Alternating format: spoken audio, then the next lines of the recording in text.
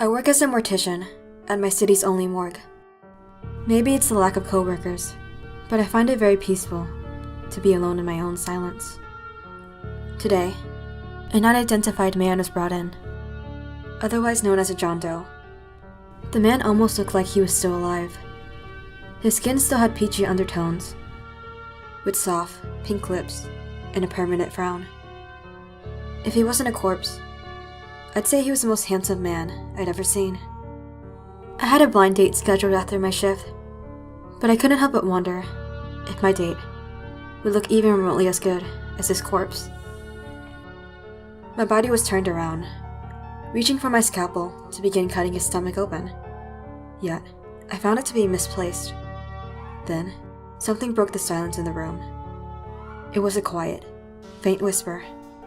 However, I could just barely make the words out. Are you looking for something? I turned back around to see who was talking.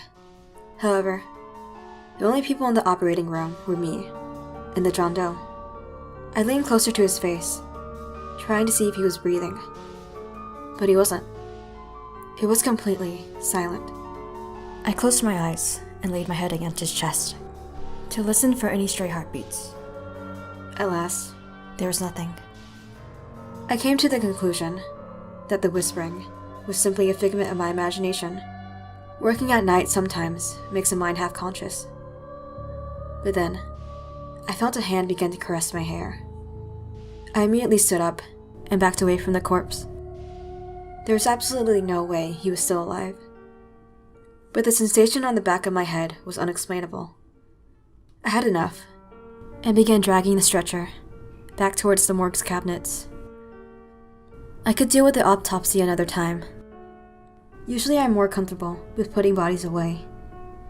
But as I looked down into John Doe's closed eyes, I quickly slammed the door shut. I would much rather handle a torn up body than a corpse that looked still alive any day. As I locked it, a familiar whispering came from beyond the metal door. Please don't leave me alone here. It's too dark. I held my breath, then called out to him. Are you still alive? He only chuckled in response. Do you want to listen to my heartbeat again? I was tempted to unlock the cabinet to make sure I wasn't imagining things, but I knew better. Plus, I had a blind date to attend. I went back home and changed out of my scrubs and into a much nicer dress reserved for this occasion.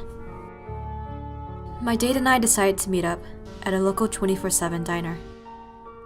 All I knew was that he would be wearing a blazer with a turtleneck. The diner's doorbell rang as I opened it. My eyes trailed across the room for a man befitting of the description. But then I saw him. The corpse from before, wearing a turtleneck and blazer. He was sitting there, fully alive and breathing, while casually reading a menu. Maybe it was just a coincidence. He was still as attractive as the corpse I remembered. It made me want to give this man the benefit of the doubt. I sat down in front of him, and he introduced himself as James. For some reason, he didn't include his last name. Out of curiosity, I asked him if he had a twin brother. He chuckled, the same unsettling chuckle that echoed out of the morgue cabinets earlier that night. Then, he responded with a sharp no, which made me more afraid than relieved. After a few drinks, I found myself letting loose a bit more. Although the strange John Doe frightened me, I found myself having a lot of fun with James. I tried to convince myself some of their facial features were definitely different, but deep down I knew they were identical. After we talked about what I did for a living, I offered to take him to the morgue for a quick tour. It would be a memorable way to end the first date. He was more than happy to follow me. Once we arrived, we went downstairs to where their bodies were kept. I felt the urge to show him how similar the John Doe looked to him, even though I knew it might creep him out. I was walking over to the cabinet where his body was kept, but found it unlocked. I knew I had definitely locked it before I left. When I turned my body around, I found James looking directly at me. Do you want to hear how fast my heart is beating right now? He asked.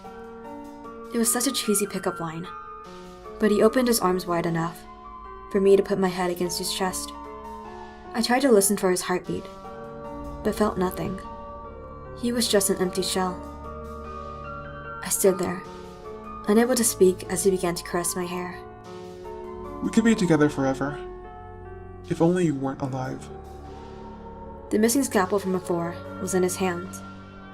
Before I knew it, he lunged it directly into my heart.